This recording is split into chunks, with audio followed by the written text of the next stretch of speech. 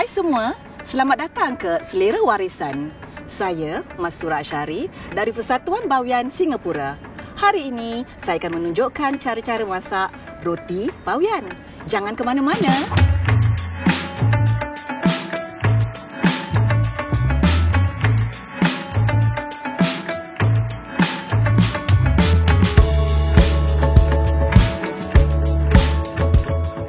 Satu kegemaran yang memang suka dimakan oleh bukan hanya orang-orang bawian tetapi juga oleh orang-orang yang suka makan cemil-cemilan. Baiklah, sekarang saya akan tunjukkan bagaimana cara-cara membuat roti bawian.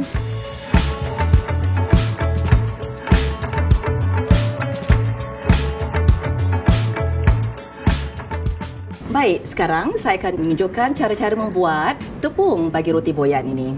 Kita perlukan lebih kurang 3 atau 4 cawan tepung gandum, sedikit garam, pelantah. Boleh juga gunakan ghee ataupun kalau sekiranya gunakan mentega pun boleh menggunakannya ya. Pastikan kita letakkan di tengah supaya mudah dibancuh. Sedikit minyak makan dan juga lebih kurang setengah cawan air. Setelah masukkannya, kita adukkan tepung ini.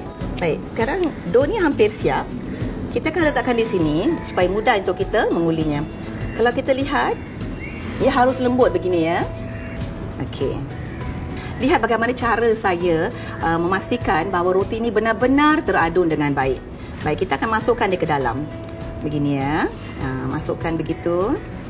Dah siap dah. Baik, sekarang setelah membuat ini semua, kita rehatkan dough ini ke dalam mangkuk lebih kurang 10 minit sementara kita membuat inti kepada roti boyan ini. Baik, sebenarnya kita rangkan tadi, kita gunakan kentang.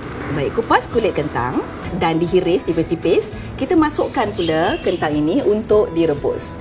Biarkan ia direbus sehingga empuk. Dilecek. Baik, sekarang kita letakkan sedikit bawang, daun sup dan daun bawang. Lada sulah ni penting supaya dapat rasa sedikit kepedasannya lah ya. Garam. Baik, kita adukkan dahulu. Terakhir baru kita letakkan telur. Beginilah inti roti boyan itu. Baik, sekarang saya akan tunjukkan pula dough yang telah direhatkan tadi. Baik, kalau kita perhatikan, kalau dough itu telah direhatkan, ia cantik begini. Licin bentuknya dan kalau kita letakkan pun ia akan mudah untuk ditarik. Maknanya elastik lah begitu. Kerana kalau tidak, dia akan cepat koyak apabila digiling. Baik, sekarang saya tunjukkan bagaimana cara untuk menggiling pastry roti boyan ini ya. Kita akan giling bulat dahulu hingga dia akan menipis. Baik, kalau kita merehatkan dough ini dengan baik, ya, dia akan mudah untuk dicanai dan digiling. Okey, jadi kita letakkan sedikit minyak ke atasnya, sedikit saja.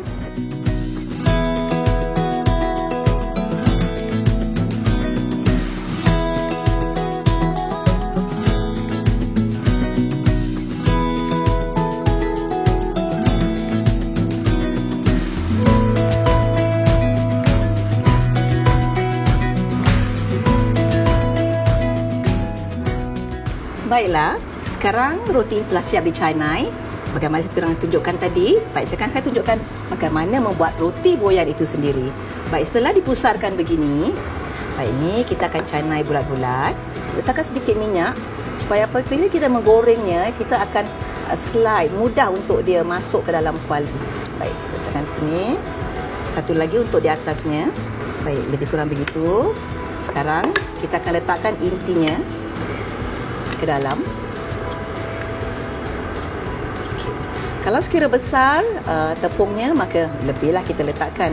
Saya cuma mengajar bagaimana membuatnya dengan yang kecil saja supaya awak dapat lihat. Kalau dahulu, zaman dahulu, sebesar piring ini ya puan-puan, jangan letak terlalu banyak, takut nanti dia akan intinya akan keluar. Ada orang suka membuatnya seperti epok-epok begini, ataupun ada orang pula dah buat begini, dia buat seperti 4 persegi. Ya, baik. Ini saya akan tunjukkan yang sebenar-benarnya, ia akan begini. Kemudian kita lincirkan dia beginilah ya. Sebab itu kita mesti gunakan api yang agak perlahan supaya dalamnya benar-benar masak intinya. Saya memilih untuk memasak roti boyan ni adalah kerana saya rasa ialah satu makanan yang ringan, makanan yang digemari dan agak mudah sebenarnya untuk dibuat. Sejak kecil lagi, roti boyan ni memang selalulah terdapat di rumah kita, selalulah dimasak. Kerana roti boyan ni walaupun mudah dimasak, tetapi ia mengenyangkan bagi mereka, terutama sekali orang yang baru balik kerja. Boleh disimpan, kemudian dihangat lagi sekali sebab untuk dimakan sebagai tea break. Selain daripada mudah dimakan waktu pagi, bila-bila masa sajalah boleh dimakan.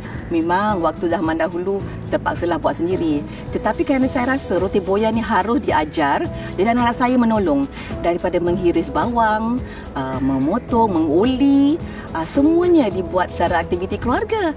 Maka ia menjadi satu aktiviti yang menyeronokkan. Selain selepas itu, sebagai hadiahnya ialah roti boyan panas-panas dan garing. Inilah hasil roti boyan yang telah saya tunjukkan dari tadi ya. Baik, yang ini kalau perhatikan kita boleh makan dengan cecah-cecahan. Seperti contohnya sambal ikan bilis ataupun apa saja lauk jenis. Contoh ni ini adalah semur ikan. Semur ikan adalah juga satu makanan orang Bawean ya, lauk pauk selain daripada celok, sapit dan lain-lain lagi. Jadi apa saja bilin-bilin semalam boleh digunakan sebagai cecahan kepada roti boyan ini, ataupun boleh dimakan begitu saja. Inilah pizza boyan.